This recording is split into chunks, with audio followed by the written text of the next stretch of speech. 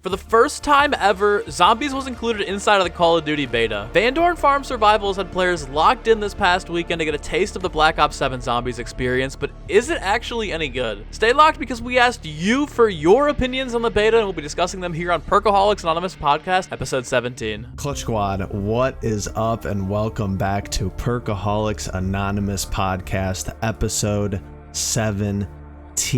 Welcome back on in. We have a lot to discuss today regarding the open access Call of Duty Black Ops 7 Zombies beta. A crazy thing to be saying that they allowed us to play Vandor Farms early to get our community feedback, and that's what we're going to do today. MZC and I, we're going to have a constructive conversation. We're going to hear from you guys in the community corner. It's going to be a little bit of a longer one today, hearing what you guys have to say and how you're reacting to the beta. Before we get into the episode and before I throw it over to MZC, make sure you guys are hitting that like button. Make sure you have the bell notifications on and you're subscribed so you don't miss a Perkaholics Anonymous podcast upload in the future. And while you're watching this episode, think and comment down below a question for next week's Community Corner, as we will have a special guest on, Mr. Dalek JD. So just put that in. If you got a question for Dalek, put it in the comments below. Just know it could be featured next week on episode 18. MZC, with all that out of the way, how are you doing, my guy? Chilling, dude. I've been playing a ton of the beta, around 100, around 50 for that calling card. I feel like I've got a pretty good grip on everything that it's, had to offer for a zombies beta, obviously, and we'll talk about it here. Not really too much going on, just a nice taste of Black Ops 7 zombies, but nothing really too crazy in terms of like anything mind-blowing outside of like maybe the Zursa. But overall, I'm chilling, man. The whole beta's been really good across the boards, not only with zombies but MP as well. What about yourself? What are you thinking? Just initial reactions here for the beta? I've been having a good time. It's been a good weekend. It's been a good couple of days of this content being out. I think it's tough to really take into account that, hey, this is new content, so it's going to get that initial buff of, that new car smell that we've talked about on this show in the last couple of episodes, and also trying to be objective about it and, just taking everything into account. They're not giving us all the content, obviously, off the rip, a little bit smaller of an atmosphere. I think the survival maps have been a really good idea from Treyarch. Just a little spoiler of my thoughts. I think the community's receiving that feedback well, and yeah, we're going to get into some of the new offerings they have for us, even in this beta, a month plus out before launch. So it's been a great time so far.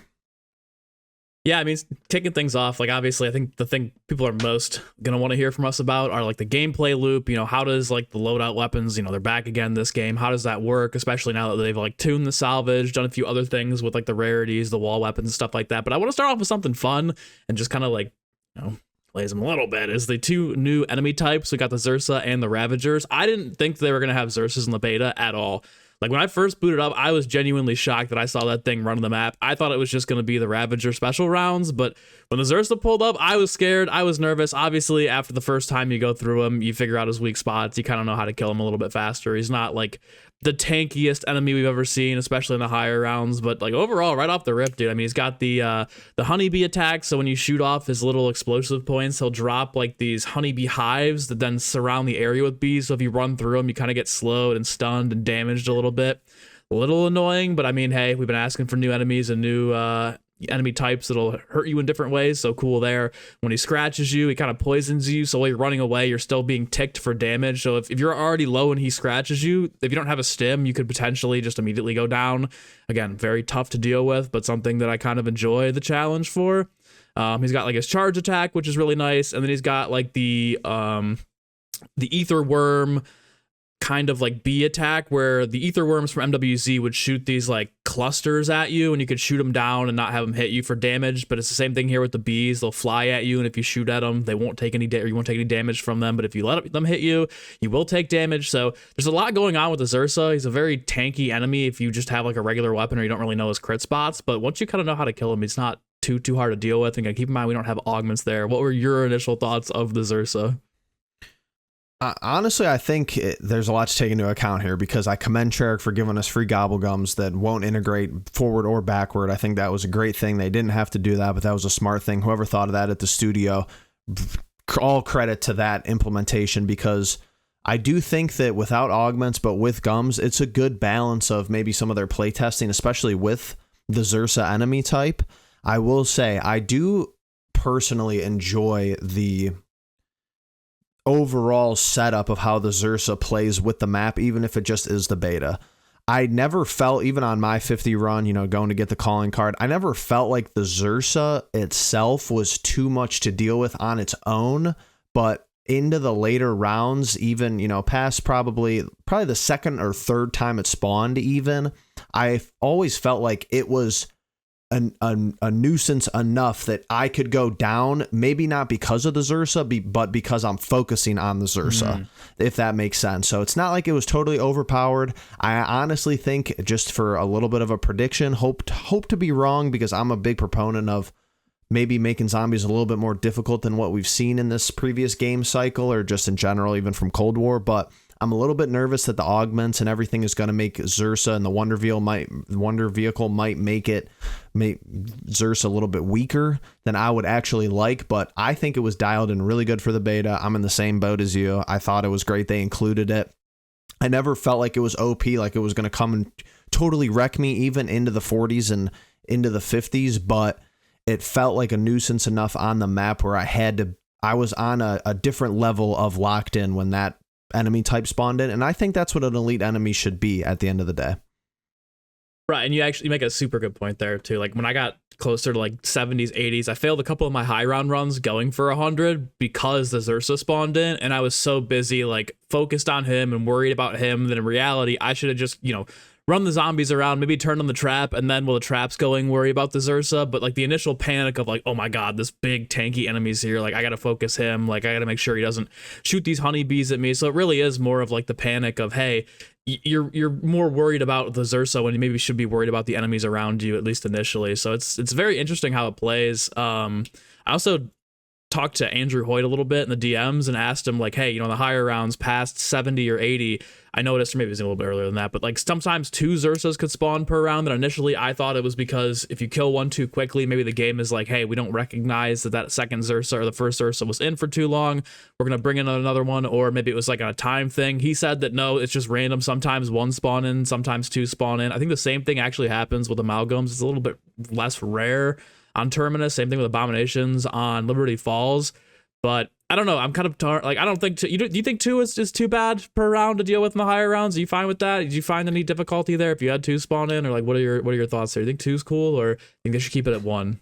We were talking about this last night. I think 2 is fine, and you got to keep into account that this is all commentary on this enemy type on I don't think you see a smaller map than this in similar size, but I mean the map is pretty small, so that's a whole nother level where, like I said earlier, AOTD and driving around and whatever, maybe with the jump pads, it's going to be this enemy type I really fear, and like I said, I hope to be wrong, only gets weaker when this full game comes out with augments and everything like that, especially with gum rolling over. So I would even maybe buff it a little bit. I know that a lot of people are going to think that's a hot take, or no, it's perfectly fine how it is, or maybe it's too difficult right now. I hear all those issues with it. I would personally buff it if they gave me the keys just a little bit and just tune it from there. I think 2 is fine. I think they have it coded like that too, not to speak for developers by any means, but I think they have it coded like that for Ashes of the Damned, because at some point on that big scale map, 2 is going to be probably how they balance it, instead of making it more difficult to eliminate or making its damage more, where it's just it's a hybrid of a tank and just something that is you have to keep in the back of your mind. And I said this before the beta even came out. If they had this enemy type where it's like, all right, you're always on edge thinking about, hey, when is this going to come onto the map, or am I mid Easter egg step and this thing's going to spawn and come out of the woods out of nowhere? It's the thought of the enemy that counts almost as much as how strong the Zursa is. But I mean, it's the most unique enemy type we've gotten in a long time, so I'm going to be pleased with it either way. That's what I told him too. He's like, I'm open to feedback. And I thought about it. I was like, yeah, what if you do kill one pretty quickly? Then the second one might be even better to make it a little more challenging. But I stuck with like the initial, like, you know what? No, it's totally fine.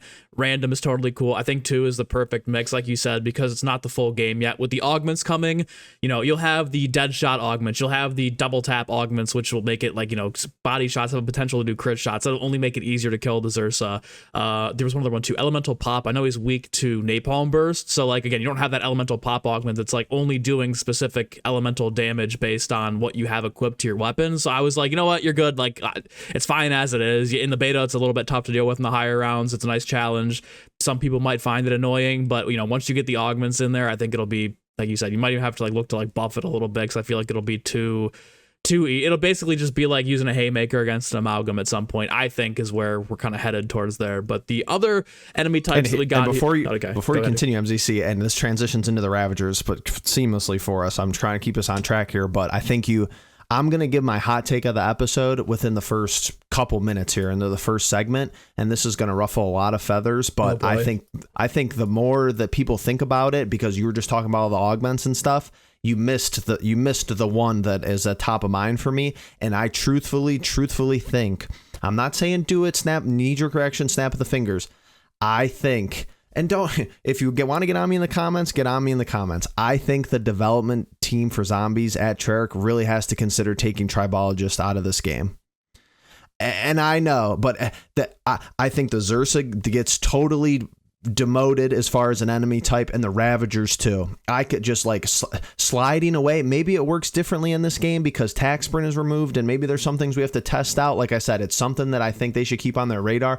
I think this game, specifically with the enemy types that we're talking about here, is going to be really easy with Tribologist. Hey, if they're rewarding people for having slider and stuff leveled up and being able to slide around the map and like that combination of slider and Tribologist, I think it's going to be pretty simple to get away from Ravagers and Zursa, where I felt like it's so balanced in the beta right now. I really think they have to look at retuning how PhD Flopper works going into this game, whether it is slider or Tribologist. That's my hot take for the episode. Okay, so let me ask you, so you would rather get rid of the one that slams into the zombies and the Ravagers versus like the slide speed, or would you rather get rid of the slide speed? Because you can get away, like even without the stamina augments, you can get away from the zombies in the beta. So like I wouldn't be pressed if they got rid of slider, which is like the super, like the basically with on PC you're just I think they got to look at both. I think they're both going to be like, how people talk about like, oh, stim is like a crutch thing in like multiplayer. Like I think slider is getting into that territory for zombies. I think if push came to shove, I think the best perk in Black Ops 6 Zombies is PhD Flopper. I like, hot take, call me crazy, I really think it is. You have other ways to kind of supplement the other perks if you were to take every other perk away. I could go get armor if I don't have jug. Sure, yeah, obviously you want both. Speed cola, you could put on perks and attachments. I'm going in with gunfighter anyway to kind of negate that. Same way with double tap and stuff like that. I know a lot of people think double tap is one of the best perks in the game. I agree with them, but slider is like the perk I gravitate towards the most when it comes to, am I popping, it's what I'm looking forward to when I'm popping a Perkaholic, or when I'm at the Wonder Fizz, or just a map in general. Like, hey, I want PhD Flopper to be on this map. I really think it's that good. Maybe they don't take slider and Tribologist out of the game completely, but maybe some sort of rework is in the cards there, because the Ravagers kind of, they pack up, they group together, they're kind of right on your ass all at once, especially on the higher rounds, because how they're coded, which is what I love about them. I actually like the Ravagers as an enemy type more than Zursa, just slightly, as my little spoiler there as we transition. But I feel like one slide into those guys and it's a round gone. It's a round that gets totally negated because of one augment, which, fair enough, I'm here for the other side of the argument, but that's just where I'm at right now. I kind of agree with you. I don't know. I just like PhD so much because it is like, I love it. Especially on PC. It's like, now I was originally like, bro, I hate people that are sliding around with this. Like, it's so cheesy. But like, ever since I switched to the button combination, can't beat them, join them type of thing. Like now I'm like, dude, I'm constantly just like sliding around the map and gliding like it's ice. But at the same time, you are right. I mean, like maybe it could be like a damage thing that could get buffed or nerfed or whatever, where like you don't actually like kill them. Maybe you just stun them a little bit. Even then, that kind of makes the Ravagers a little bit easier. But I'm not I don't think that's the hottest take in the world. Although I know a lot of people, probably even especially speedrunners, would be really upset with that, because now you're just kind of making it a lot harder to get around the map, especially on something like Ashes of the Dam. But I don't know. I don't disagree with you. I don't agree with you. I think a nice like middle ground, again, like you said, like at least looking at one of the two could be nice. But yeah, dude, with the Ravagers, they are nasty. I think they're the most, aside from like the pre-nerf vermin were disgusting in Black Ops 6. I mean, like, obviously the rounds were way too long. They were taking like 5 minutes to get through a vermin round, but those things were like one-tapping people. Those things were nasty. Obviously, I think they were like bugged,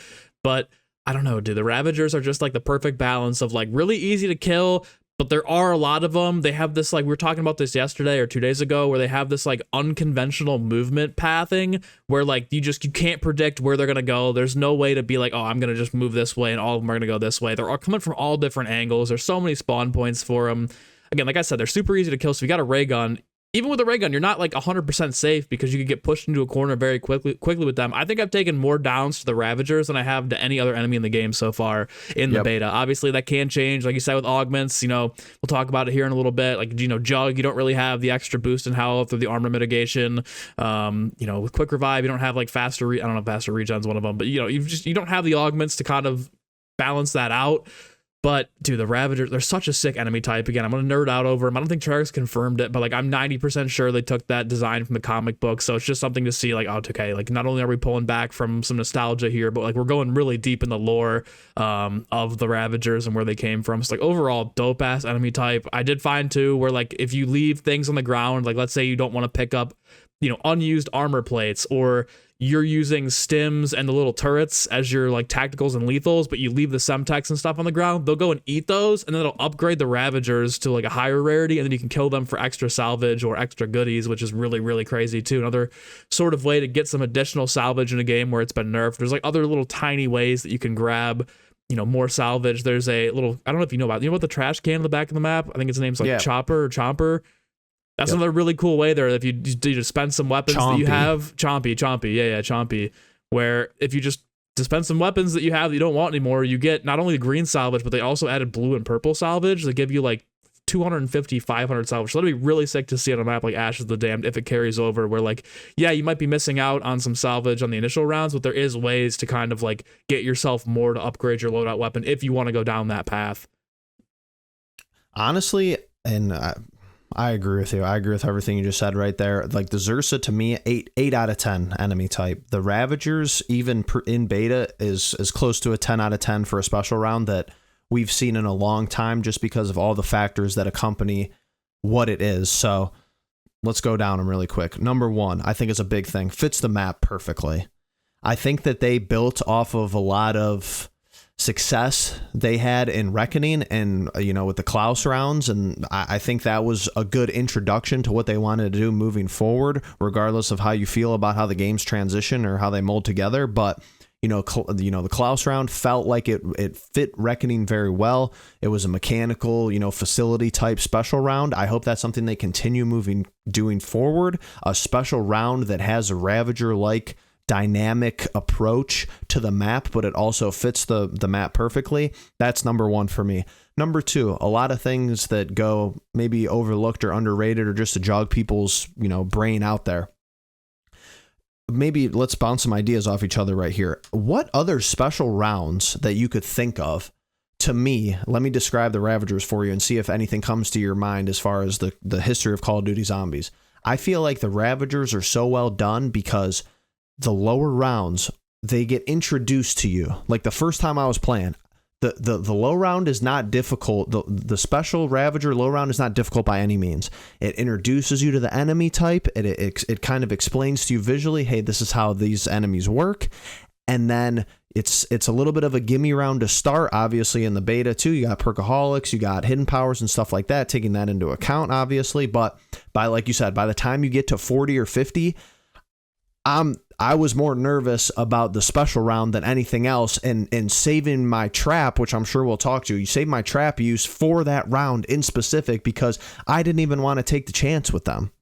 That's how good they are. That's how dynamic they are. I love the evolution of them, even from a developmental game storytelling aspect where it's like, hey, here's your new enemy type, but They're going to scale in difficulty, which I think is something that they do a really good job of. And they have these secondary mechanics where it's not like, oh, the Klaus round, yeah, they gave you parts for the Easter egg and stuff like that, and they could blow up, and there was a aggressive and passive, somewhat of an approach, but it's like these special enemy types interact with the map on such a granular level that is, I'm back in that immersive experience and in the atmosphere. They add so much to the atmosphere of even just a small little experience like Vandor Farm. These things in the fog, oh my goodness, it's gonna be, I can't wait, it's gonna be amazing. It feels like they're supposed to be there, like we talk about with last year has been about aura and depth and immersion, right? Like these feel like even the Zursa, they feel like they're supposed to be on this map and they're a part of the map, right? It doesn't just feel like, oh, they've slapped in, we'll talk about here soon, like the Doppelghast or whatever, where they're just there to be there, right? Like, oh god, bigger jump scares, Zursa or the Doppelghast. I saw the Doppelghast, I was like, fuck, dude, come on. God. Like, I get dude, every time I turned around, I felt like I turned my camera, and after like 40, I felt like there was a Doppelghast. I'm like, what's going on here? Just sitting there. Yeah, no, they feel like they're supposed to be there. I think originally you asked, like, are there any other special rounds that kind of feel like that? I'd have to go.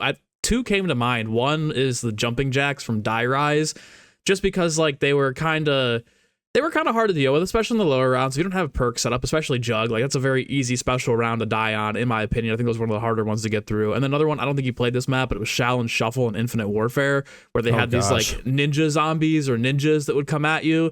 They were like kind of like the jumping jacks on crack, although I feel like they were a little bit more scary and tough to deal with just because they were like almost coded wonky. They just felt like they were kind of unpredictable too. They kind of felt unfair, like they'd hit you a certain way, right? Like that's where kind of this thing came from there. And then of course like the pre-nerf vermin were the pain in the ass to deal with too. But no, dude, like yeah, they do. These are like the perfect enemy for this map, especially with Tessie. Like I don't know if you watch the Ashes of the Damned early gameplay from COD Next, the second that you move out of the spawn area and get into the fog and you're driving Tessie, there's like 5 of them that come out of nowhere and they're jumping on you. If you get out of the car, then you have to deal with them in the fog. Like they're not easy to deal with, and I think they fit the map very personally. But before we get on to the gameplay here, because I know I feel like the gameplay is going to be more of a little bit of a negative perspective, just a little bit, because I think it's good. Maybe. But a little negative. But it's a beta, yeah. We got the Doppelghast, dude. I think that like I'm not arguing for the Doppelghast. I don't think they should be in there. They do break the immersion where I see them and I'm like, okay, come on, dude. Like really, they don't need to be in there. Like I don't think they need to be in there whatsoever. But if there are camo challenges associated, and of course everyone's like, oh, we don't want to cater to the camo grinders. But if there are no special enemies currently in the game or on Ashes of the Damned, like on Terminus, you had the vermin and the parasites, which were like the smaller enemies, the like lesser, like I don't even know what to call them. What would we classify them as? Like just like special, not even specials, but like mini enemies or something like that. Then you have the manglers, which was your special enemy. So for certain camo challenges, daily challenges, like eliminate a special enemy, like you're good there. And then of course you had the amalgams, the abominations. You don't have that in between enemy on Ashes of the Damned or on the survival map. So if there are camo challenges coded towards that, they're gonna have to figure that out. I personally would just get rid of the Doppelghast and change the challenges. If you ask me, like just completely get rid of those two. I don't, maybe in future maps, obviously special enemies would be great to have, but to be honest with you, like they're not needed here. They do provide a little bit more of a challenge. Like if you didn't have those spawn in, the rounds in between Zursa and Zursa, basically, so like those 4 or 5 in between rounds, you only have to deal with the Ravager special rounds, which are pretty easy with the trap, but then there'd be really no resistance from the zombies. It would just be train up and then kill them. Like the Doppelghasts are a little more tanky in this game. You can kill them pretty quickly if you know what you're doing with the trap, but again, like they're more of a nuisance than anything. I would argue if maybe you could flex a special enemy to like these maps and pull from something you have scheduled for DLC 1 or 2. If they fit the map, I don't know. I think just get rid of them. But yeah, the Doppelghasts, those were the anti-Zursa jump scare for me, where I was like, oh, dude, really? Come on. Like we've just complained about this all year. I don't think it's as big of a deal as people are making it out to be, but I would still be on the side of like, just get them out of the game, I think it would be a massive misstep from the team at Treyarch if they included them, regardless of what the communication is. Regardless, I think if they included them and said, well, we need something for camo challenge X, I think that would be a huge misstep. You could rework something. You could do complete 50 Ravager rounds with the weapon for the special camo challenge slot, or X amount of armored zombie. You could find something else out that's balanced, that's similar in difficulty to get you that challenge.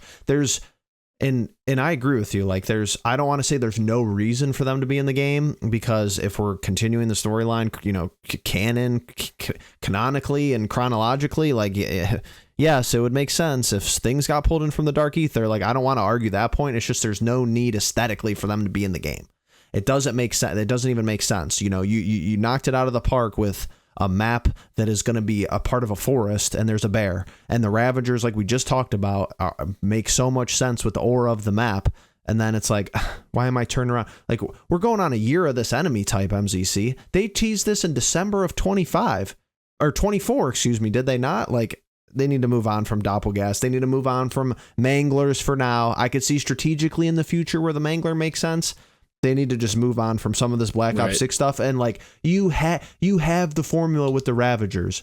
You have the formula with Zursa. If you want to integrate stuff from the past, do it. If you want to take some inspiration from the comic books or from the Monkeys on Ascension, or, we really like how the Pentagon Thief came and a lot of people like that, and they took your weapon, and we're going to take your salvage and transfer, use the transitive property to influence some of our enemy types, keep going with that. But the Doppelghast, no, they need to get out. 100%. I think it's just better to rework those camo challenges while you can and get those out of the game for now, and then maybe look to add some special enemies in the season 1, or even in season 1, bring a special enemy back, maybe, if that's what you really need. Like, I don't know. The Doppelghasts are not the move. But let's transition to the gameplay loop here, because like we said, guys, the community corner is going to be a lot longer today. I put out a tweet earlier asking your guys' opinions and rating it out of 10, and the tweet's just like continuously blowing up. So we appreciate all the support. It's a little overwhelming. Unfortunately, we're not going to be able to get to everybody, but we want to kind of keep the main part of us rambling here a little bit shorter today compared to what it usually is, so we have more time for the community corner. But with the gameplay loop, the first thing that I noticed right off the rip was that you still obviously spawn in with your loadouts, and of course people are gonna be like, well, I don't like loadout weapons, I don't like blah blah blah, but like, it's actually more efficient in this game to buy a wall weapon or get to the box and try to spin the box for a higher tier rarity weapon, because it's a lot harder to earn salvage in this game. And I feel like it's just like, it's almost pushed me away from that. If I'm just playing to play and have fun, I'm going to the box in this game. It's the first time I've actually like felt that way since Black Ops 4. Like, Cold War, it was always loadout. Black Ops 6 was always loadout. MWZ, it was loadout. But like, for the first time in a long time, I've been like, man, I really want to spin the box. They've even added ether tools to the box too, so you can get any of the rarity like ether tools to help upgrade your loadout weapon if you want to go that route, although they're a lot rare. I think even rarer than wonder weapons. But in terms of like the actual gameplay loop, if you play with Gobblegums, obviously it's going to be a little bit broken, especially on a map like Vandor Farm, where it's very, very small and very easy to set up, and you can kind of just buy 2 doors and you're good to go, right? But I mean, if you're going in with no gums or the blue rarity gums, you are going to be a little strapped for cash if you don't know what you're doing, if you're not maximizing headshot and melee kills. I feel like overall, for the first time in a long time, I'm spinning the box and I'm getting wall weapons here, and I'm not prioritizing my loadout as much. Obviously, that'll probably change when the camo grind or the meta weapon gets found, but like, at least for the time being, dude, like, it feels a little bit more balanced towards wanting to step outside of just, hey, I spawn in, I get my 500 salvage and start upgrading from there. Have you played with no gum? I don't know if I asked you, but have you played with no gums yet, or have you had like a match where you just boot in clean, or have you not really gone that route yet? So I probably played 25-30 rounds last night with no gums, and I want to piggyback off of what you said with some of my anecdotal experience as well, but from my original game where I actually played with gums. But let me set the scene here. So Perkaholics, sure, obviously. Number 2, I used the hidden power on the melee spot because I wanted to see how my loadout weapon balanced with, yes, I'm going to use Wonder Bar, but you still have to make decisions on, all right, am I going to pack my loadout weapon? Am I going to pack the Wonder weapon? Am I going to get, obviously the leveling up and the salvage, there's only really one area to spend there when you have a Wonder weapon, because I use the Wonder Bar, obviously. And then how am I going to integrate buying armor and everything into that decision making? I will say, I think that this game's current setup, even in the beta, to my playstyle and in my opinion, is a more fun and approachable balance than Black Ops 6. The Wonder weapons, the ray guns, they feel Very necessary. They buffed them. They buffed the ray gun and the Mark I II. like that though. Me too. I feel like the Zursa very difficult without them. And maybe that's how they're going to balance the augments. And I know some of the commentary we talked about earlier in this show right here was, oh, maybe the Zursa might not be strong enough when augments come and all that stuff and gobblegums carry over, whatever it may be. Taking into account, I had the Mark II against the Zursa the whole game. And I felt like it was very necessary. But I still had to make pivotal decisions around the map when my points got to a certain level if I wanted to upgrade if I wanted to even go, oh, my melee weapon that I just had the salvage on, I tried to do that strategically. So I had to make zombies is all about having decision makings and, choosing your own path and how you want to approach the map. I never felt like that was the case in Black Ops 6. I never felt like the wonder weapons were, they're cool to build. The ones that were worth building got built, and the ones that didn't. So that was part of the problem for me with the last game. Obviously, you kind of know my thoughts on that, but I felt like I was tasked with decision making throughout the rounds that I was playing that was impactful, that I had to think about, that I had to weigh the pros and cons. And before I throw it back to you and we move forward, I don't know who needs to hear this, but if you don't like the loadouts, if you don't like that part, in my opinion, guys, you can't turn around and complain that the guns are too weak. That's a non sequitur. That's a logical fallacy. That doesn't make any sense to me. Now, if you like the loadouts and you think that the weapons are too weak, okay, at least you're consistent. At least your logic lines up on a straight path there. I think the weapons are fine. I think the points is great. I think the decision making at the level that I experienced was really, really refreshing, and I don't have any notes past that. Yeah, to piggyback off the weapons point there again, where it's like, okay, the weapons are a little weak. That's what a lot of people have been saying. I mean, that's kind of your more classic zombies feeling, right? It seems like the modern zombies has been, hey, any weapon is going to be viable. You're going to be able to use whatever you want to use and have fun. I remember Cold War, the pistols were getting you past the health cap. Like, it's just, that's how modern zombies has really been tailored. And in Black Ops 6, it kind of seems like, even though they're very powerful, it was taking a little bit of a step back. If you really go back and play Cold War, like I said, a lot of the pistols, you could run around in the spawn room a D machine and get to 55, no problem. If you wanted to play that way, you could do it because they were very powerful. Black Ops 6, it seems like they were a little less powerful, more powerful in the lower rounds, but then like once you got to like the 30s, even with double tap, a lot of the weapons started to fall off. In this game, it's like, dude, I'm like double pack-a-punched up here. I'm, got like purple rarity already, and I'm still like struggling to kill zombies. Again, the whole augments, it's up in the air to see how a lot of this is going to play. We don't really know with perks and augments like Deadshot and especially double tap, and even like I mentioned earlier, elemental like these are going to be more powerful augments, especially we don't talk about this, but the augments and the field upgrades too, that's going to play completely differently. Fireworks was a new augment or a new field upgrade, or not field upgrade, ammo mod that we got in the beta, and it's like a pretty powerful field upgrade. It kills about like 4 to 5 zombies with no augments. That's usually, especially in the past game, that really hasn't been the case. The field upgrade, or the ammo mods don't really do too much unless you have them augmented out. I just feel like Fireworks is going to be just insane with its augments, especially if you build it more towards being an aggressive, like, focused player. So again, yeah, things like the weapons are going to get better as the augments come in. Here's where we're kind of branching into the high round strategy, but still in the general gameplay loop. This has been the most classic feeling zombies to me in the modern era in terms of like, not even close. Yeah, I know, like set up, hit the box, get a wall weapon, like get your perks, pack a punch. Like this is the closest thing, in my opinion, to classic zombies. Is it all the way there? No, obviously not. Cursed will probably be more closer, or more closely resemble the classic zombies experience. But from anything that we've gotten from Cold War to even in BO4, dude, like even like I would say a couple of the BO4 maps are more modern zombies than classic. But like this is one of the more classic feeling setups that we have. What people are going to say is, oh, well, there's no augments, so once they come in the game, it's going to be too easy again, or it's going to feel more like modern zombies. This is a situation where, like, honestly, if you want this experience that you had in the beta, just deselect the augments. If you want to boot in and play like that, like, I know, obviously, like, having a cursed or a classic playlist is beneficial, so you don't have to do stuff like that, or there's no augments, like, let's say they're, disabled in that mode. You can still, again, this is even a little bit more different than just, spawn in with a pistol, right? For the argument of, like, hey, I don't want to spawn with a loadout weapon, I'll just spawn with a pistol. You can do that, right? But here it is with the augments, though, for sure. Like, if you want this classic, like, no PhD slider, 250 health on jug, no armor mitigation, no picky eater on vulture aid, no, boost to double tap or speed cola or whatever. Like, just deselect the augments and play that way. Like, there's multiple avenues and paths that you can strategically set yourself up if you want to have a certain experience.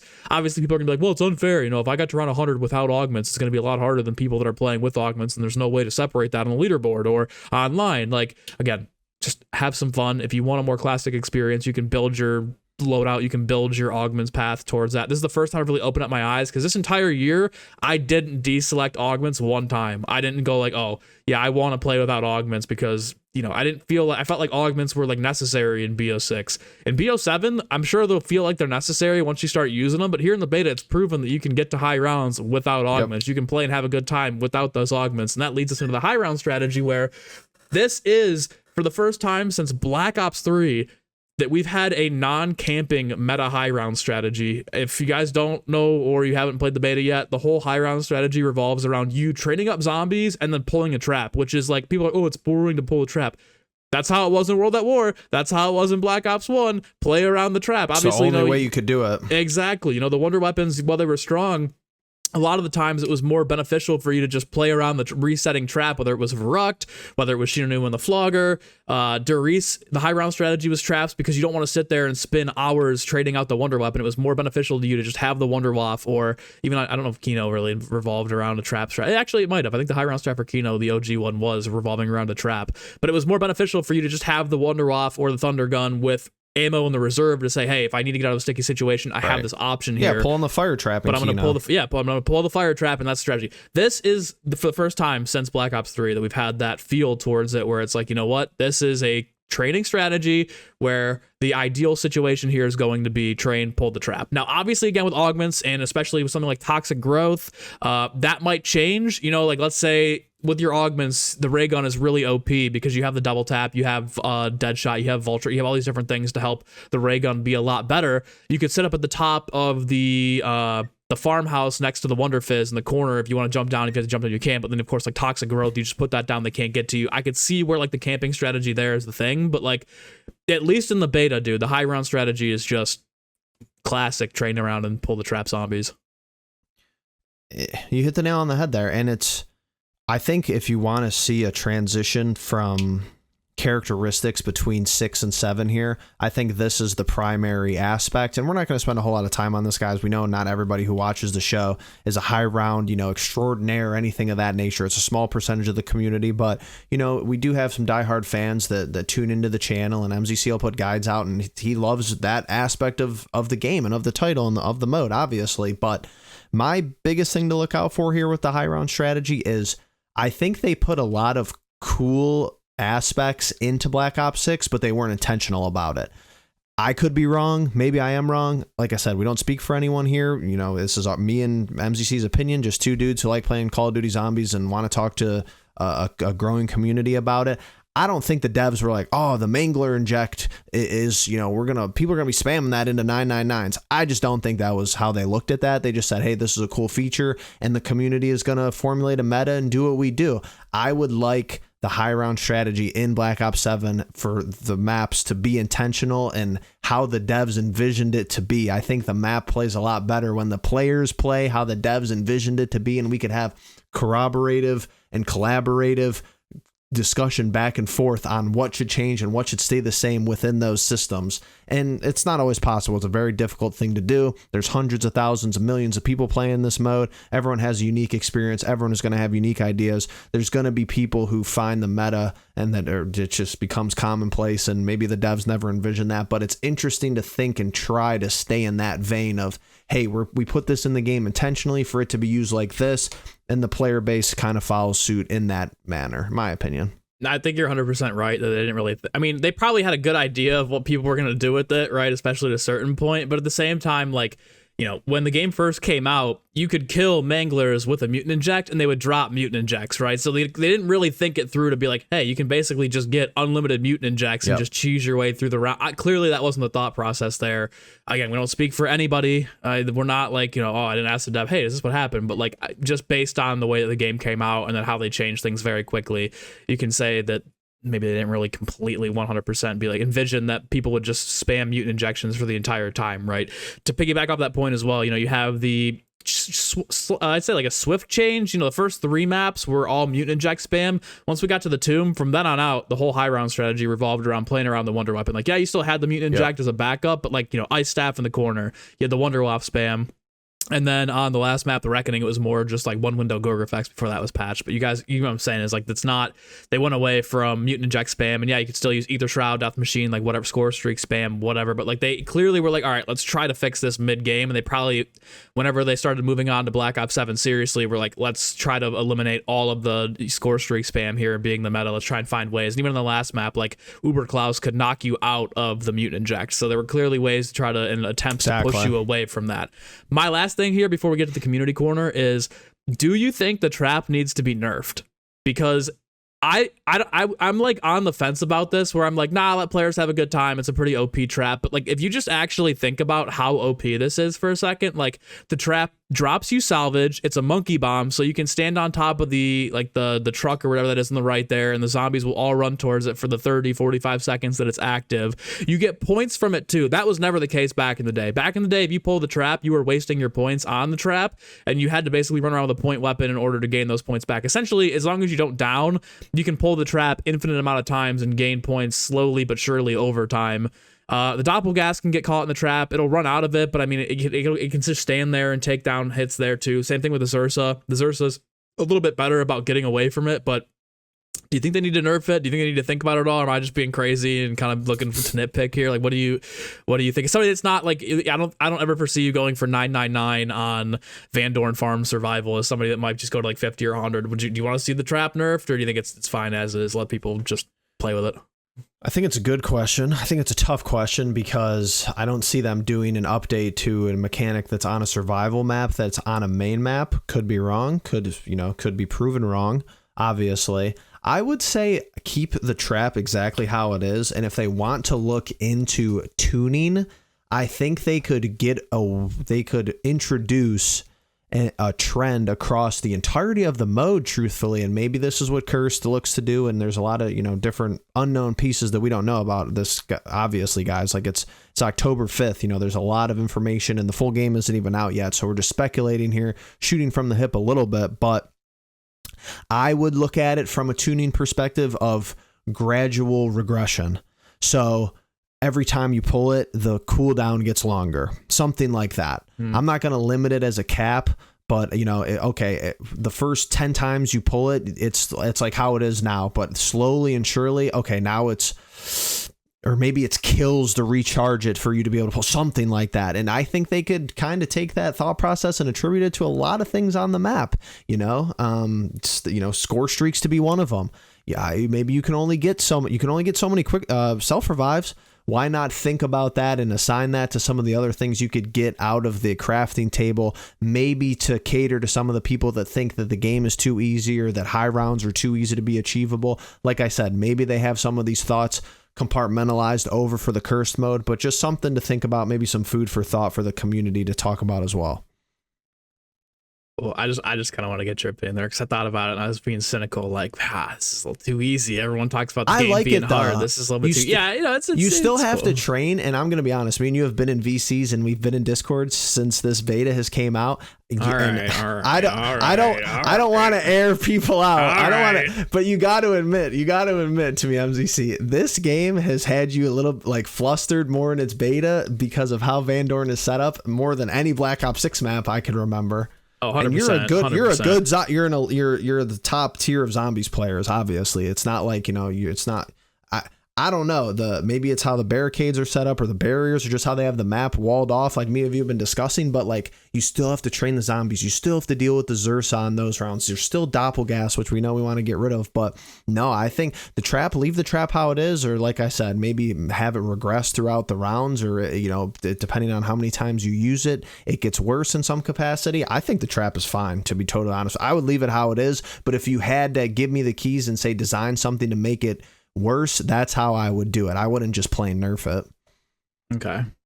All right. Well, thanks for hearing me out there and voicing my crash outs at 2 a.m, but it's fine. These are long days we're putting in here, guys. 15-hour days. 15-hour days here on the beta make you go insane, especially with no augments, but it's all right. Hundreds of rounds completed. We're balling. Absolutely. But all right, let's move into the community corner. Again, guys, this is going to be a little bit more of an extension of the community corner. The last few episodes, there's been so much news and coverage there that like we haven't had time to really just sit down and talk with you guys or read the comments as much because there's been so much going on from a news perspective. So this is going to be a longer, elongated community corner. I asked the question over here, what would you rate the Zombies beta on a scale of 1 to 10 over on Twitter? You guys are absolutely blowing it up. I mean, since I think this had like 6,000 impressions when we got on the pod, it's been 40 minutes and it's up to like 10,000 now, and people are just constantly replying. There's so many good replies here. If you guys want to check this out completely, I'll leave a link to the tweet below and you can see everybody's thoughts. There's a ton of different creators. There's a ton of just people that play the game, fans on Twitter that have replied to this, and I feel like we've actually gotten a really, really, really good mix of comments here. Unfortunately, again, just because of the sheer volume of people that have replied, like it's already at almost 100 replies in total, so it's going to be really hard to get through all of these. We've just handpicked a few from before we started the show. I apologize if you were left off. It's not that we didn't see these or didn't read them or didn't think they were good enough to make it. It's just that there's just a massive volume of people that are replying. But we do have plans, like Jeff mentioned at the beginning of the video. We're going to have Mr. Dalek JD on as our guest for next week's episode. Maybe even later in that week or the following week, we're going to do a live stream episode where it's just strictly basically community corner, where we get your guys' thoughts about Black Ops 7 Zombies, the blog posts, the beta, everything leading up to the game. And that'll be kind of like the full 90-minute, maybe even 2-hour like community corner special where we just get everybody's opinions, because I know we've been slacking on it a little bit, and it's not that we don't see you guys or hear you guys. It's just that things have been very busy here on our end. But again, keep in mind, we pulled a good mix of positive and negative reviews here, but I'd say in going through all like 100 of the replies so far, I would say the average score out of 10 that people have rated this is about a 7.5. Believe it or not, the creators have been the most harsh on this than anybody else, and I think that's because everyone's like, oh, you're shilling, you know, so everyone's kind of on the angry side or the more, you know, critical side. But it seems like the average person is like solid 7, solid 8, whereas like the creators are more like, you know, 4, 5, 6, whatever it might be. But again, thank you guys for all the support on this tweet. It's, I mean, we've put out like a question or two here before and it's done pretty well, but this is, I mean, the tweet's, it's banging right now. So we appreciate all your guys' support, not only over on Twitter, but for the podcast for the first almost 20 episodes now, which is crazy. But we're going to start things off here. We've got the OG Tom Syndicate says 6 out of 10. No explanation, just feels like it's a 6 out of 10. A little bit lower than the average person's reply, but also that's not really like a whole, you know, huge damning problem there. I think I've seen Tom be a little bit more vocal in the zombies community recently. I don't want to speak for him. I don't really want to, you know, quote anything here.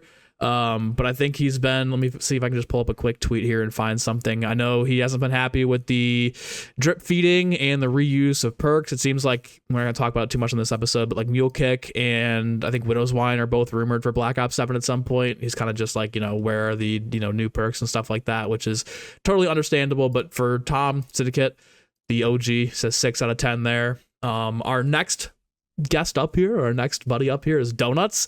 He's left a really long reply. Again, guys, you should definitely go through and see what everyone has to say on this, on the actual tweet itself. It's linked in the description below. I'm going to kind of paraphrase Donuts here just because he did put a lot of thought into this and we appreciate it. He said, I'm conflicted. The map is stunning and the gameplay is really smooth, but it's missing a lot of features they were promoting in the blog post, which I totally agree with. Again, it is a beta. However, you know, there's a lot that is missing. I'll just highlight a few of these. Gobblegum crushing was something I really would have liked to see. Salvage changes were not what the blog post said directly. Didn't notice any audio cue for damage scaling. No TED tasks. That would have been actually really sick to see here. Maybe it's just for Ashes of the Damned. Who knows? And then, of course, no augments. Okay, he said, I know augments are probably the most difficult thing to put in, but a lot of fun features were missing because of it. The new armor plating, turtle shell. Yeah, it would have been nice to test those out to see if they work or how they work. Now it's going to be like a day one test kind of thing, which will be very interesting, or maybe even some things potentially get left out there. He said, that being said, what was promising is the new special enemy balance is fantastic. We talked about that earlier. We completely agree. Super sprinter adjustments are good. Might need a little more tuning. Exfil adjustments, melee for extra points, special enemies, new enhancements. Overall, I'd say about a 6.5 or 6.8 out of 10, which is like right on par with what everyone in the entire comments has said there, right around that 7.5 mark. So Donuts, we appreciate the in-depth comment there. Totally agree with what you had to say. Anything you want to add here for Donuts? No, man. Shout out to all the creators playing this game and giving us our feedback. Obviously, Donuts, stud of a guy in the community, Syndicate, legacy accompaniment to the zombies mode. So I think a lot of people, myself included, kind of grew up watching him play zombies. So, you know, it's cool that he's still active in the community, and whether he knows it or not, he's part of Perkaholics Anonymous episode 17. So we appreciate him being here. Right.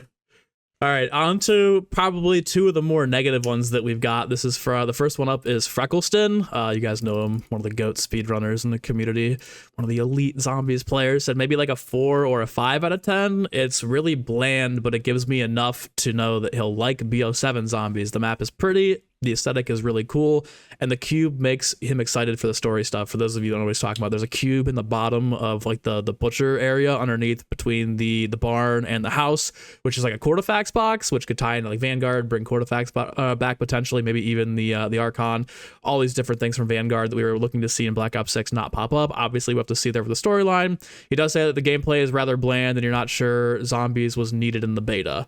I will agree that the gameplay was a little bland. I think a lot of that had to do with like, you know, maybe a lot of those changes that Donuts mentioned not being put into the actual game itself and just kind of being in the blog post and being like, oh, we'll see you in the fall, right? We'll see you on day one. But I do think that zombies, well, it's not necessarily needed in the beta. I thought it was super cool to see. I know that's something that you brought up, and I'll let you go on a little rant here because people were slamming you like 4 weeks ago when you tweeted this out originally. But like, I will always advocate for more in the beta, especially from a zombies perspective. I think this gives me a little bit more hope for BO7. Not that I wasn't like, I'm like a huge, like, I'm going to like this game or whatever. But like, you know, like we mentioned earlier, it's got more of a bit of a classic vibe to it in terms of like the setup and stuff. Obviously that can change with gums, with augments and whatnot, but it just it didn't feel to me exactly like a BO6 DLC. There were a lot of changes in gameplay mechanic stuff where I was like, yeah, I'm hitting the box. I didn't do that at all last year. So it feels like a nice little difference there. But yeah, go ahead and would you agree with them saying zombies wasn't needed?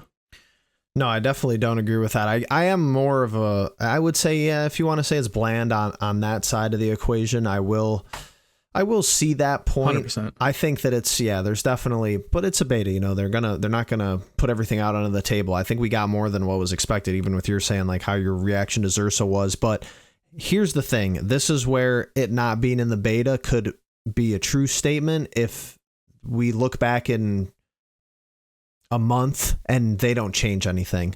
And I don't think that's going to be the case. I would be really, really disappointed if it was, because they've given all of this moral authority and this development capital and PR capital into multiplayer already, with the no SBMM mode and some of the changes that they're making day to day in the multiplayer beta. If they don't give a similar level of support to the zombie side, then yes, it doesn't make any sense for zombies to be in the beta. But I think it was great, smart, genius. Let people get into the mode a month early that are average, normal players that don't have access to COD Next, that don't have access to creator calls, that don't have access to early play events that aren't recorded or aren't live stream or whatever it may be. So the collective of a community feels heard, and you don't have a Black Ops 6 situation where people were, you know, they were so out on Liberty Falls that even with some of the drastic changes made there, you know, it still couldn't be salvaged to a certain extent, regardless how you feel about the numbers and reports. Most played zombies map of all time. There's still conflicting opinions on Liberty Falls, obviously, still to this day. And a lot of people really don't like that map in Black Ops 6. So this is the way to avoid that. This is the way to make sure that the community feels heard as a collective. And this is Treyarch and Activision's opportunity to really be like, hey, heard this, change X is being made. Okay, maybe we heard you say that. This is the tough part about zombies, MZC. They could make multiplayer changes and it's only affecting, like, hey, it's 6v6. A multiplayer change is going to affect all 12 people in that lobby.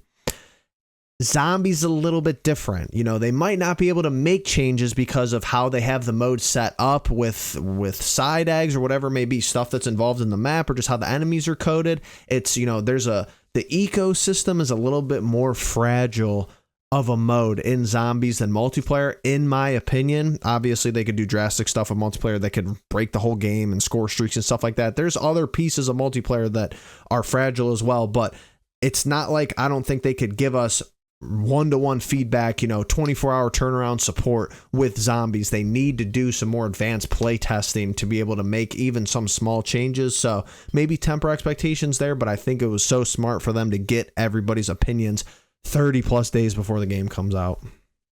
I completely agree. But just aside from like some of the, I know like some of the stuff that was in the blog post was left out, but like you said, there's going to be things that people say like, oh, like I've seen a lot of like, oh, I'm not getting enough points. Some other people are like, oh, you need to get critical kills, you need to get melee kills, I'll give you more points. Like there's some learning curve there for some people, but of course, like they could hear something like that, or in the middle of the beta they changed how the rampage inducer works, something that I've been advocating for at least a year now, even probably before that with Cold War, is like once you hit 55 the rampage inducer would shut off, which was totally fine because that's when you get to like the super sprinter speed and the health cap and whatnot. But what's interesting now is that there is no delay in between the rounds. Before, you'd hit 55, rampage inducer shuts off, and there's still like that like 15-20 seconds of downtime in between the rounds. Now there's not that anymore. That'll keep going as long as you have the rampage inducer on, where there's no downtime. You can constantly just go through it. I think that's super sick for high rounders. Nice change there that I don't think anybody really even was expecting. I don't even know if that was in the blog post from a while ago. So something they came up with on the fly that I really like. But let's move on to John Rizzo, one of the OGs in the community. Used to love his unserious weapon guides in MW3. Absolute G. Hasn't really, I think, really been around for Black Ops 6 Zombies. I don't think he's really played it very much, or I know he's not a huge fan of the modern zombies at all, though I do think he liked MWZ. He says 3 out of 10. The art direction is genuinely great this time around, but the fact that it retains all of Black Ops 6's flaws, the armored zombie changes from the blogs weren't present, Doppelghasts are recycled for the 5th time, and there were no augments, made a really bad first impression. You can see the game going up to a 5, maybe a 6, since all the augments will be present, which will smooth out the late game balance issues, and Ashes itself looks promising, but the complete creative stagnation and complacency of the core gameplay is so depressing at this point. Okay, a lot to unpack here for sure. I'm just going to go down the list here. I think the art direction, I think everyone can agree that it's actually really sick. You do feel like there's a lot more immersion. I'm sure Ashes will be even more immersive when you have these different lit POIs. You've got the skybox, you've got the forest, you've got the down tower. Like, it's going to be a very immersive experience, something that I think that this has been lacking throughout this year. Whether you like Terminus or not, Terminus was one of those maps where you kind of felt immersed in it.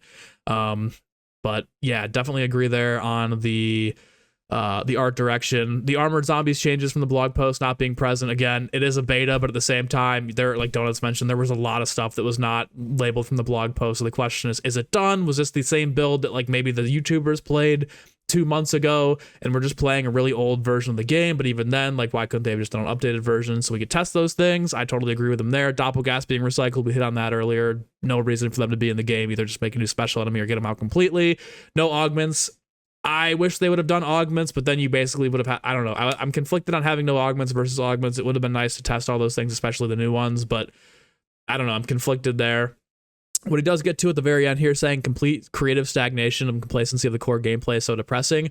I actually kind of agree with him here. Like, we are going, I know that this was developed at the same time, and we've been very defensive of them for being like, hey, these games are the exact same, not the exact same game, but they've been developed in the same time frame. So obviously they can't just like up and make all these sweeping changes. It's not feasible. But again, yeah, we did have Cold War, even back to Black Ops 4, but I won't count that one. We had Cold War, then you have Vanguard, which did kind of really change up the gameplay, and then into MWZ and BO6 were relatively similar in terms of the armor, all that stuff, and now here we are again. This is the last time that I'll give them the benefit of the doubt here with the modern mechanics before I'm in 2028, like, I want to see some sweeping changes, whether it's shields are back, the zombies are, they're pathing and stuff, and their damage is reworked so that you can actually have shields and make it work. Different types of, weapon balancing, maybe even get rid of like the salvage or the armor station. Like, I'm not married to any of that. I think it plays okay, but I know a lot of people are against it. Like, 2028 is the year where I'm like, it better feel like a completely different game. Obviously, for as much as they've tuned, that I'll give them credit for listening and trying to take some feedback. I do agree that the creative stagnation has been really, samey for the last couple of renditions of the game, but like I said, this is the last year that I'm giving them the pass there. I understand that this was developed at the same time. I'm going to give them just the pass, not the complete total pass here for the year, but like, I was going into the year expecting the exact same game for the most part. I think they've made more changes than I thought they were going to make in terms of like the, vulture rate augment or a lot of the other stuff that was in the blog post. It would have been nice to see it again here in the beta, but overall, I kind of agree with them there. But Jeff, do you think, what are your unpacks here on Rizzo? I think John is one of the most important comments underneath your post for a couple of reasons. Number one, we're going to keep saying this. We're going to highlight this because me and MZC try to propose a fair and balanced assessment of the situation. Yep, sure, there'll be people in the comments that say they love our positivity, and there'll be other people saying that we're shills and Activision is paying us. That's fine. That doesn't really, we appreciate everybody all the same. But if you didn't like Black Ops 6 Zombies, if you and I'm talking like if you have Black Ops 6 Zombies as a 1, 2, 3 out of 10, you're not going to like Black Ops 7 Zombies. We're going to keep saying that. We're not going to say that it's a huge turnaround. I think we've been fair in that regards. For anybody who doesn't like the modern system, specifically Black Ops 6, and probably won't like Black Ops 7, there's no hard feelings between anybody here. You know, me, MZC, and anyone who thinks like that could still go out to a bar and have a drink, or go and meet up and hang out, and, you know, we can reminisce about Black Ops 3 Zombies in the good old days. No problem there whatsoever. That's point number one for me with as far as what Rizzo is saying. I think we're gonna maybe beat a dead horse there, but like we've been saying, if you don't like 6 and how Zombies played in that game, you're not going to magically boot up into 7 and be like, oh, this is peakums. You know, it's just not going to work like that. Number 2, and this is tying it back into a little bit of Freckleston's comment about the beta, and I think this is why Zombies in the beta has been so important. You have 2 of his posts here. This is the first time in a long time since I've been really hyper involved in the community, since I've been, you know, being a part of the MZC channel here, and obviously before Perkaholics Anonymous and all the stuff behind the scenes. This is the first time in a while that I truly feel like the Call of Duty Zombies community is having respectful and constructive dialogue in online spaces. And I attribute that a lot to the beta, because we have some sort of expectation built in that they're watching, listening, and they're going to improve changes, and they're going to implement new things. With previous games, especially Black Ops 6 and the lack of communication and stuff like that, and however you want to look at it, I thought the communication was fine as far as them talking to us in Black Ops 6. Talking with us, there was some opportunity there for them to improve, and I think that they're taking that to heart going into Black Ops 7, because he literally says here, he's saying his rating will probably improve at launch because of, and I think he's maybe seen some of the community reaction regarding that as well. I certainly have. I've seen people say, well, you know, like we talked about earlier, oh, you know, the points might not be balanced this, but someone gives a suggestion on how to tailor your play style different. And I've just seen so many positive interactions from a couple days of Zombies in the beta. I have a lot of high hopes for Black Ops 7, and I think that's something you could gather from both of these posts from Rizzo as well. 100%. I don't even think it's just Zombies, but I feel like both multiplayer's been even better. Multiplayer's been even better in terms of the communication. Yeah, and a lot of people. No, SBMM has brought people together like I don't like something I've never seen before. It's been insane. Everyone's back on the, I don't want to say everyone's like back on the hype train, but it's just like the open communicate. People feel heard for once, especially with like the changes to the doors. I know a lot of people here probably don't know what we're talking about, but like, you know, they've made sweeping changes in a matter of days in the multiplayer mode, which is something that we usually never see. They've made adjustments to the TTK, the weapon balancing. That stuff usually doesn't happen until way after the beta into launch, if it actually does happen. So Treyarch is being very open and receptive this year. A lot of people attribute that to Battlefield and the pressure that's been put on them there. I genuinely think, and like I think it has less to do with Battlefield and more to do with people not pre-ordering the game. I think pre-orders have been down. They'll never share those numbers with you. You'll never know exactly what the numbers are looking like behind the scenes. But I feel like, again, everyone says this not only just for Call of Duty, but in the real world too, for any company you support, vote with your wallet, right? So I feel like a lot of people maybe didn't pre-order the game this year and were like, yeah, I'm not buying it, or I'm going to wait to see how it is at launch. Which could be due to Battlefield. I mean, could be due to Battlefield too, 100%. I'm always going to have a vendetta against Battlefield. Shouldn't have been scrapped. Battlefront 2 should have been scrapped for Battlefield. So I just hate the franchise for that. It's personal. It has nothing to do with Call of Duty at all. It's all about Star Wars. So totally different argument there. But yeah, man, I just feel like, again, you know, pre-orders are probably down. Activision's probably like, hey, at this point, like, you know, this is the lowest pre-ordered game in however many years, just based off its general assumption, no data whatsoever, no nothing about it or whatever. But they're probably like, hey, it's unusually low. We're going to give you the green light to do things we don't usually do. I think that's why you're seeing a no SPMM playlist. You're seeing all these devs that are making changes on the fly like that, like it's nothing, and we're getting shit done this time. Like, I genuinely feel like we're headed in the right direction here. We'll see if that keeps up with Modern Warfare 4, whatever next year's title is. But for the time being, man, like, Zombies feedback's being listened. We had that whole 3-hour blog post about changes that they'd heard from all year. A lot of things that we've said, we know Donuts have said, other creators have said, the community has said on Twitter have been in those blog posts and changes. So they're clearly listening. They're clearly watching. They're ears and eyes everywhere. I mean, dude, I just DM'd Andrew the other day asking about like how the spawns were and how the spawns worked for the bear, and he was like, hey, this is how they work, but if you think they should be a different way, I'm open to considering, you know what I mean? So like they're very, very open for the first time in a long time. And that's something that like we haven't had in a while. But yeah, overall, man, I think like the potential is there.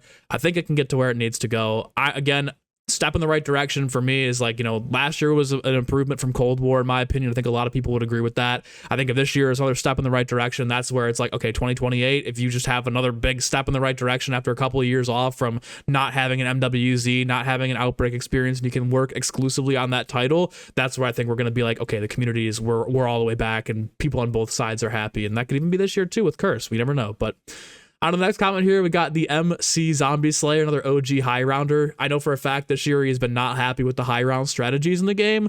He's been very advocative of not wanting to have like corner camping, not wanting to have mutant injections, wanting it to be more of like the classic train up the zombies and have an OG sort of experience. He said 7 out of 10.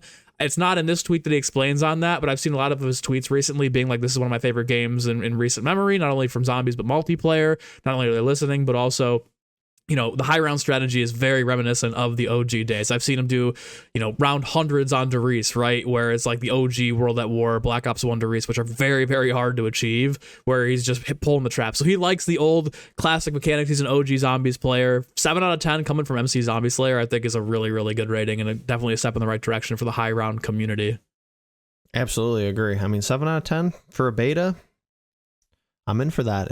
It looks good. People are liking it. Like you said, to kick off this segment in this community corner, like the aggregate, maybe I'll do a full breakdown of everyone's comments, most responded, common talking points, and see what a true average rating was for this thread that you put out on X. But yeah, I agree with you. It seems like a lot of people 7.5 out of 10. And for a beta, that's pretty good numbers for me.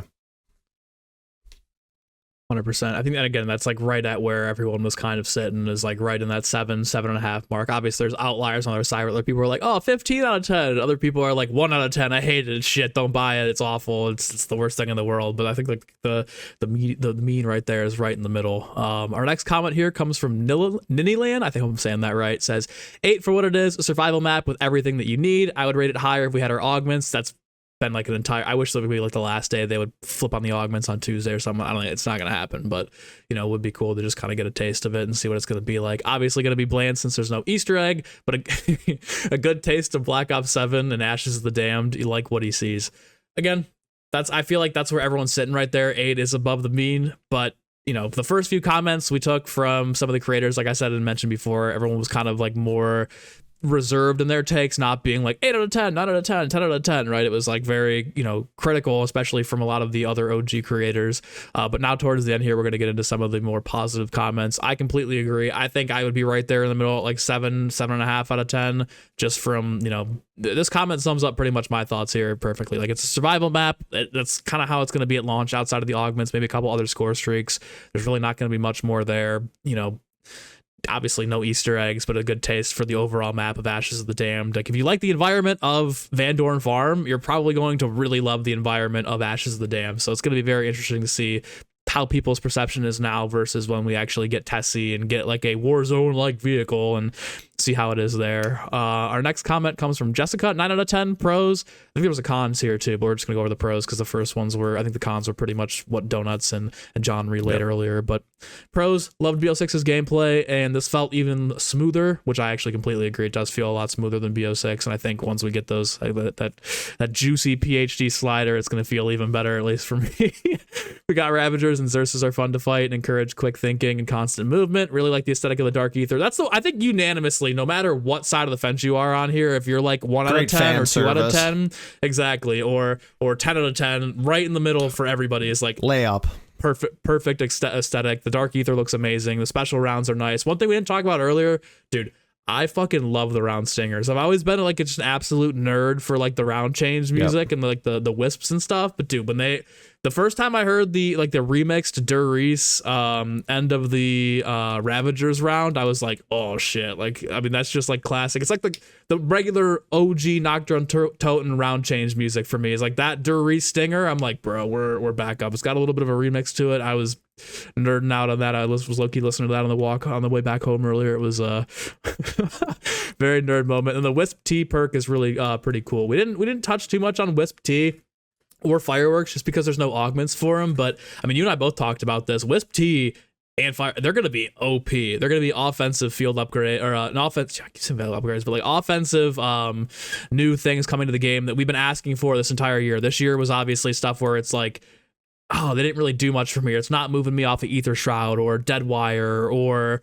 you know, whatever other, you know, they're very offensive, which is what I love. I love the power trip. I love it. What are your thoughts on Wisp T?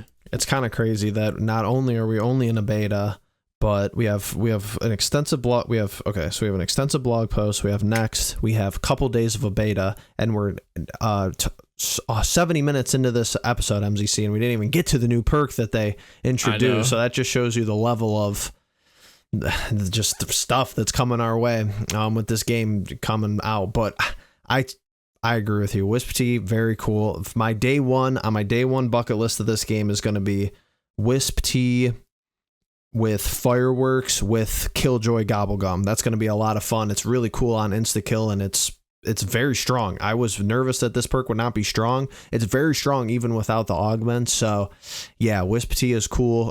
Something else to grind, and maybe just a little bit of a tease as far as, hey, maybe they got more new perks coming, and maybe they have some older perks returning as well. But it's cool to get a new perk. I hate to break it to anybody involved, but they have to beat some of the reused, drip feed allegations. I think this is a great way to start the game.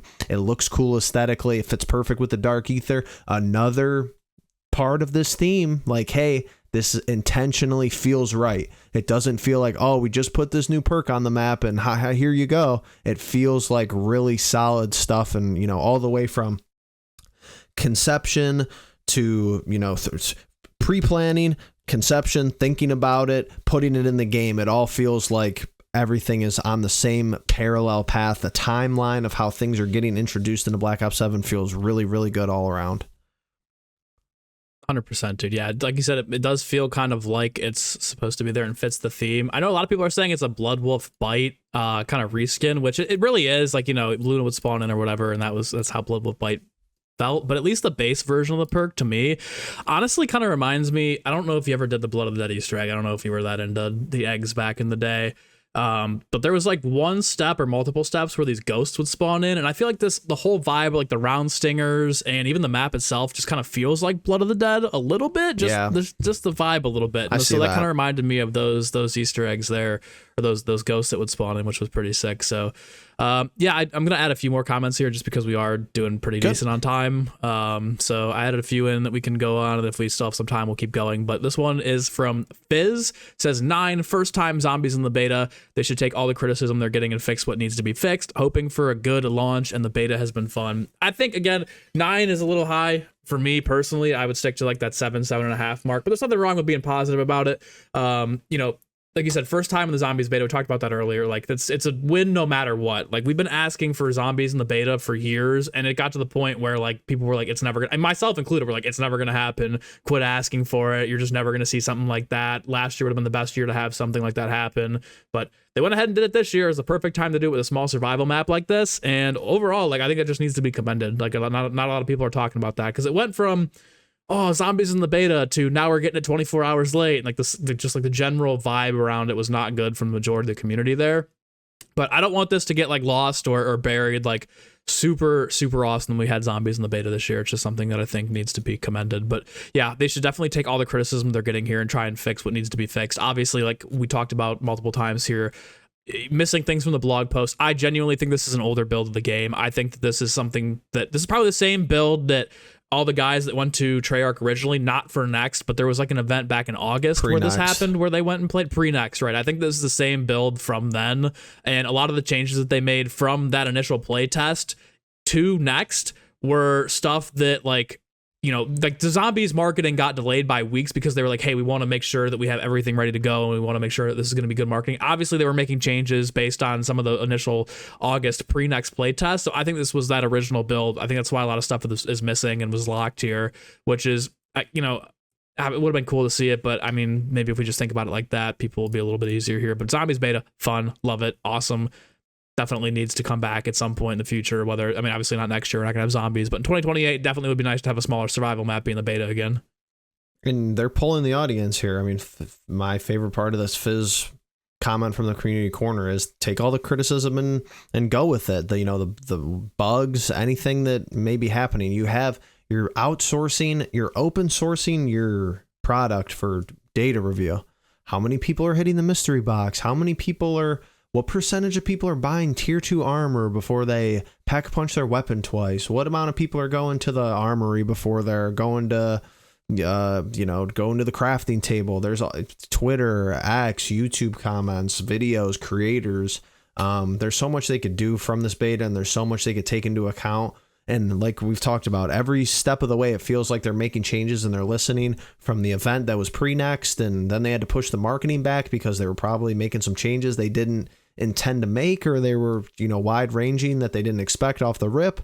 Everything is kind of lining up in that vein where it's like, hey, that's the issue with this part of it though. Like, it's cool. It's fun to talk about the beta. It's a good episode of Perkaholics Anonymous, and everyone's, feeling good regardless. If you don't love the game, it feels like people are engaged and they're providing feedback, which is what game developers want at the end of the day. But it dwindles the window for excuses. This game should be really dialed in. It should be really optimized at launch, and it should be a super solid experience from everything that we've seen in the beta and with having everyone's feedback. So there's pros and there's some cons, but for the most part, I feel like I've talked about all episode. The sentiment around the community feels really, really good. Even from people who aren't rating the beta highly, there still feels like there's parts of the game that people could like and enjoy if they don't like everything. 100%. Our next comment here comes from Noah Reams. I'd say it's around an 8. Again, just a little bit higher than the average score. I want to keep reminding people that, again, we've been all over the board here with I've tried to pick, the polar opposites for the majority of these comments, but, Noah's pretty much right down there, almost in the middle from, the mean. Plainly speaking, we never got one before, so in that respect alone, it deserves high praise. It's something we've just, echoed and reiterated a couple times. The beta experience is good. It's engaging, fun, and challenging, or gets challenging, gives us a good taste of certain things like Wisp Tea without revealing too much. Peak. I think that's a really base take here by saying, it gives us a taste of stuff like Wisp Tea without revealing too much. If they had put in the augments, and again, I was for using the augments, you'd be like, oh, now I know exactly what augments I'm going to run on Wisp Tea the second I boot into Ashes of the Dam. Before the game even comes out, you're going to be ready to go, and you're going to have all the, Donut's going to have all the analytical data telling you which weapon to use with the attachments, what augments are going to be best this year. There's still just a little bit of a taste of what the game is going to be like without really diving in too deep. That's criticism that we've been talking about all year is the blog posts, the trailers reveal way too much. People were saying last week, the blog posts way too much. We know way too much about the game now and the mechanics. I would have liked to experience that on launch. Perfect way to give us the ability to use Wisp Tea early and see what it's about, or Fireworks and see what the base version is about. Even Toxic Growth, we didn't really talk about that, but just see what the right out of the box, no upgrades whatsoever versions are going to be like, without going way too far down the rabbit hole and being well, now the best 2 augment combinations for Wisp Tea are this and this, and then Fireworks, you want to run this and this. So there's still going to be, a lot of testing and a lot of fun to be had at launch without just strictly going in being oh, here's the meta loadout. Here's your Warzone.gg loadout for zombies this year. This is exactly what you want to run right at the launch of VO7. So that's something that I don't think anyone's really mentioned at all. And I've seen other people that have been commenting since here being oh, the only issue is that there was no wonder weapon in the box, or there wasn't, other areas added. We should have gotten half the map. We should have gotten what was at next. Again, dude, I don't think that I think what we got here was just the right amount. Obviously, augments would have been nice to have, but the more I'm starting to think about it and the more we're going down the comments here, It is nice to not have everything completely out in the open, so that there's the only thing you're really going to be doing at launch is the Easter egg, and that's the only kind of fun exploration that you're going to have. No, I'm in total agreement with that. I think them leaving out the augments is really smart. This is their opportunity to gather feedback on a game that they could get organic community responses without augments. They haven't been able to do that in their previous game leading up to this game in 9 months. I mean, how long did it really take you in Black Ops 6 to unlock all the augments? A month, if that. Maybe a week or two. Yeah, if you were grinding it. Yeah, if you were grinding, if you were a hop on and play at your convenience, maybe a month. So that's kind of the mystique and the fun that I had with this was that. I mean, you brought up a good point. There might be times in Black Ops 7 where I go in and just deselect augments on a survival map. I don't see any problem with that. I think that it's fun, and you get so used to loading in and playing with augments, especially with the power creep, and by the end of the game cycle, it's like, hey, I think the augments are great. I think the augments as a system get a good reception, but you kind of forget how zombies plays at the core of it when you have these augments always equipped and always attached. Hopefully it's something they explore within the cursed mode or with a genuine classic mode down the line, whatever it may be. But I think it worked out great for the survival atmosphere. If they gave us, for whatever odd reason, half of AOTD and it was, if you could only get to Ashwood and it was uncapped rounds, yeah, maybe augments being in that would have made a lot more sense. But for a survival experience, this was the perfect way to go. I think perfect way to go is like kind of the best way to sum it up. Again, like I know everyone's kind of like, oh, I wish augments were there. I do too. But like I said, honestly, Noah's comment really they're coming. Opens up my eyes to be like, okay, you know what? You're right. Like, again, way too much would have been revealed had we had gotten all the augments, especially for the new things that are being added into the game. Like, you would have been like, oh, fireworks is, like the part of the joy on launch is going to be upgrading fireworks and then getting the ones where it spawns in either like the circles that are killing zombies when they run through it, or maybe multiple of the explosions are now going at it. Like, it's better to have something like that at launch than the beta. Like, obviously, experiencing it would have been fun. It would have given us more to do this weekend, would have given us more content. I mean, shit, I'll take it. But at the end of the day, like, maybe it's better. Maybe it is better that we didn't get as much with the augments, because it really would have ruined some of the newer things. I mean, my pessimistic side is going toward the point where I'm a little bit concerned. The amount of fun I've had with the beta without them, I'm a little bit concerned about all of them carrying over at launch. And I think they had to do that. Don't get me wrong. I'm not going to play both sides of the argument. I think that was the correct design and decision making to do, was to bring all the Black Ops 6 augments that you have into 7, just because of back-to-back Treyarch titles and all the surrounding circumstances. But this is the first zombies game in a while where you're not really going to have that progressive level up your character and your experience grind. It's all going to be ready for you day one. And a lot of people are going to like that. And a lot of people, oh, this is what I played Black Ops 6 for. I'm in agreement with you there. But Cold War, you had to grind through the crystals. Black Ops 6, you had to grind through the augment upgrades. Black Ops 7, all the augments except for the new ones and Wisp Tea and Fireworks are going to be there, which is, it's not going to, how long do you think before you have everything unlocked for Black Ops 7? The first couple of days, the first day? You think you'll have everything done? What I'm confusing, okay, but now I'm starting to think back to Black Ops 6. I can't remember if the augments, like let's say Double Tap is locked at 55. Oh, when that's you a good point. Are you going to lose access to those augments until you hit 55 again? I don't remember how it worked in Black Ops 6. I mean, I hit Prestige Master within the first like month, so at the end of the day, like it was so long ago that I don't remember how it worked. But like, let's say Double Tap is at 55 and Deadshot is at like 48. You're going to have to probably burn. But you got to remember, all those perks weren't there were some perks not in the game either at launch. Yeah, that's true. But again, like Double Tap, while it does make like the ray gun better and the weapons a little bit better, without the augments, it's not really like that much better here in the bit. Like, obviously we're still like, oh, I want the augments, right? So, I mean, you might have to like, if you're either going to have to not prestige, or you're going to have to like really, instead of burning your unlocked tokens on weapons or field upgrades, I don't think or the prestige, like last year it was. Someone help us in the comments. I don't think the prestige did anything. I think if you kept everything, because all you had to do is sit there and research the path, and then you were done, and then you moved on to something else. You just had to make sure you they were separate. You had to make sure. The annoying part with this is that it didn't auto select something else. Like, when peaks got introduced, you had to go in and select it. It's not like you were automatically researching peaks. That was like the UI issue. But yeah, once you got through Jug, I'm pretty sure you had, if you prestige or whatever, I'm pretty sure you had all the augments when you were level 1 of the new prestige. Nearly certain. I think you're right. I think that the way that they balanced it was like, if you were researching a perk, it would start out at like stamina up and then jump to Jug and then jump to like another perk. So they almost controlled like which one you were going to research before you could move on to the next.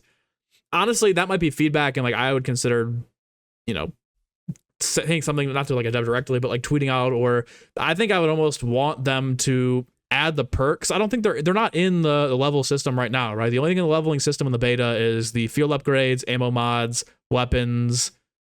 There are no perks, right? I mean, there were the score streaks too, but I think the perks are actually separate from the leveling system. So you might be right. It might just be the same augment track where you unlock 2 augments, it flips over to the next one.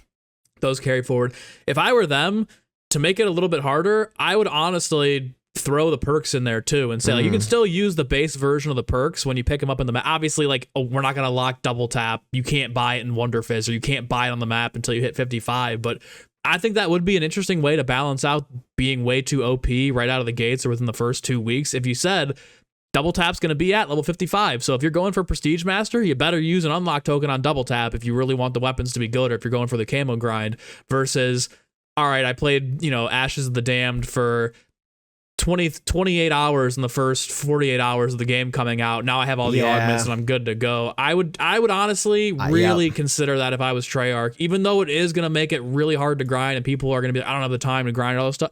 I think it would make the game a little bit more balanced, tokens, at least for the first month or two. All the tokens will carry forward, so you will have to use them. What they really consider if they haven't, what they really should consider if they haven't yet, is that in Black Ops 6, it felt like when you went to use an unlock token, you had to they need to delineate, and this might not be possible for them to do. Like, it's tough to think about this stuff. They need to separate the prestige tracks from modes.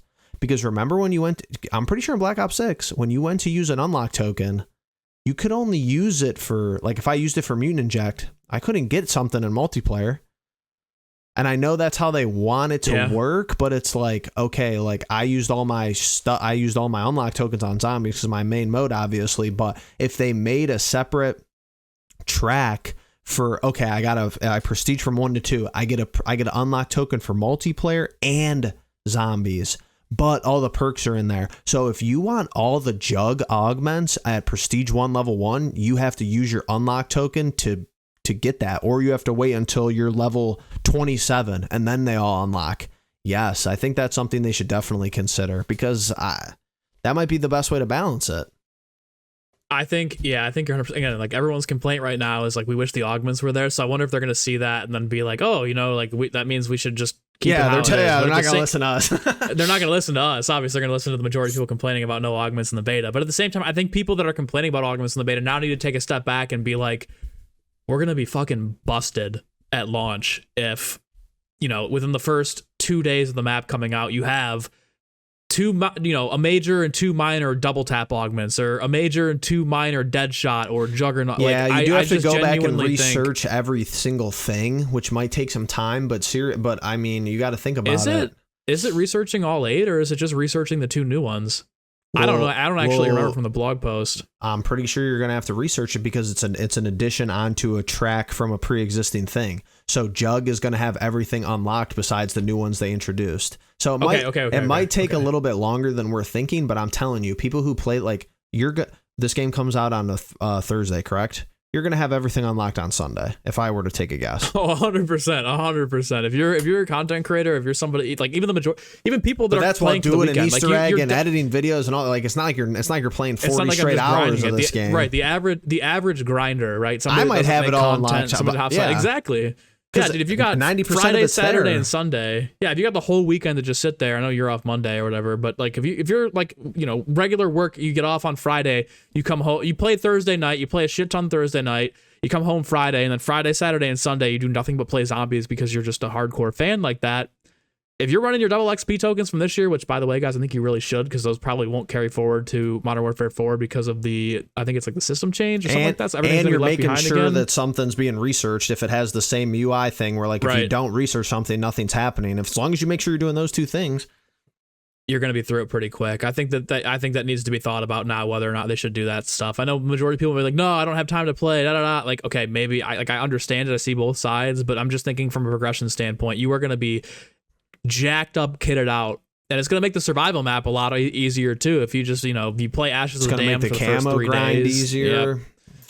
I think it's something that needs to be thought about. I wouldn't say they have to do it, but I'd love to hear what you guys think in the comments below, whether or not you think that we should just completely lock the augments behind the prestige system, like how the score streaks and the field upgrades and other things are, so that way, like, you're basically guaranteeing, like, I'm going to have to, like, again, you won't have to unlock Juggernog. You won't have to, like, use a permanent unlock to use that in the game, but just the augments itself and the ability to research those, I think, would be very interesting. At least something to think about, but we'll see what happens there. And maybe And I don't know how this would get responded to, but hey, maybe if you have all the Black Ops 6 Easter eggs done, maybe it's not hidden behind a prestige. I don't know. Maybe you get an extra couple of unlock tokens towards getting those. No, maybe it's just already. Maybe it's just here you go.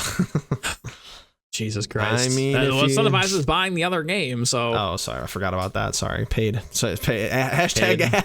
Hashtag ad. Oh, it's hilarious. Oh my gosh. But that's interesting. I think that's something that I haven't seen anybody talk about that. I don't know. Have you seen anybody talk about augment balancing at launch? I haven't. No, I just thought about it. And everyone it's like, just wants them. Everybody just wants them right out of the gate. But then are we all going to be complaining about how easy it is or how much it plays like BOS? I think we just need to like. Maybe they have curse mode to offset that. Maybe that's their thought with curse. Like, hey, you have other stuff to unlock through a separate mode due to challenges because augments are going to be done. I don't know, but I feel like augments are going to make that. If there's still augments in curse mode, then you're like really fucking OP. I don't know. You're going to be really OP in curse mode compared to if you didn't have them. It's just the completion for the other areas of the game all get the difficulty of them gets drastically reduced. Think about some of the Black Ops challenges for BO6. Now imagine the ones for BO7. You have all the augments. I mean, 100%. It's going to be simple. It's going to be light work for the people that are grinders, and I respect that. Maybe they just Treyarch saying, "Hey, tip your cap to you if you have everything done and you played Black Ops 6 and you're a loyal part of the fan base that played, and maybe half of the community didn't like the modern mechanics, but they want to give Black Ops 7 a try. Well, we're going to reward the people who put 50 days into Black Ops 6. I don't have a problem with it personally. I'm just concerned about the stack of content or the lack of content after launch, potentially. Well said. All right, our last comment here comes from my buddy Joshua Shaw, OG, my OG partner over at Zombies for Charity. Says, I'd say it's a solid 6 out of 10, mainly because stuff like augments aren't there, some annoying bugs. Beta for the bugs, augments, fair enough. Would love confirmation from Treyarch that curse mode will be available on the survival maps as well. That's interesting. I'm sure like I've seen feedback for that. I don't think they have that planned because when we were explained how they were going to be handling curse mode, it's its own separate mode.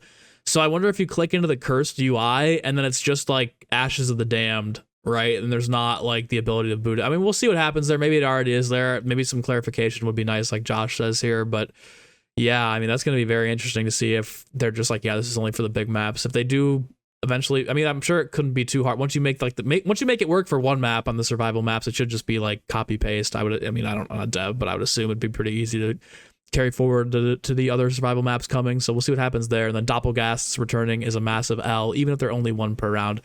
All right, you heard it here. Get rid of Doppelghast. Just get them out of the game. Rework those camo challenges while you can. Figure out something. Slap another ammo mod on those camo challenges. Get kills with fireworks. Like, it's very easily replaced. Doppelghast do not need to be in this build of the launch maps. But yeah, man, I think that's pretty much it for this episode. We really hammered the community section here. A nice split, probably almost evenly between our thoughts and what the community had to say here and reacting to some of the comments here on this tweet.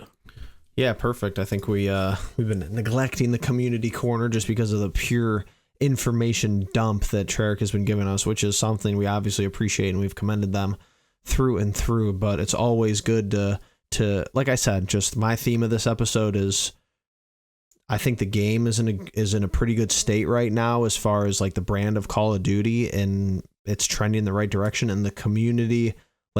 People are talking again in the community, and that's a vision that we had set out for Perkaholics Anonymous, and we wanted to include everyone that we possibly could because one of our main driving missions and one of our vision statements as far as MZC putting out content and some of the stuff I do behind the scenes is being heard by the decision makers.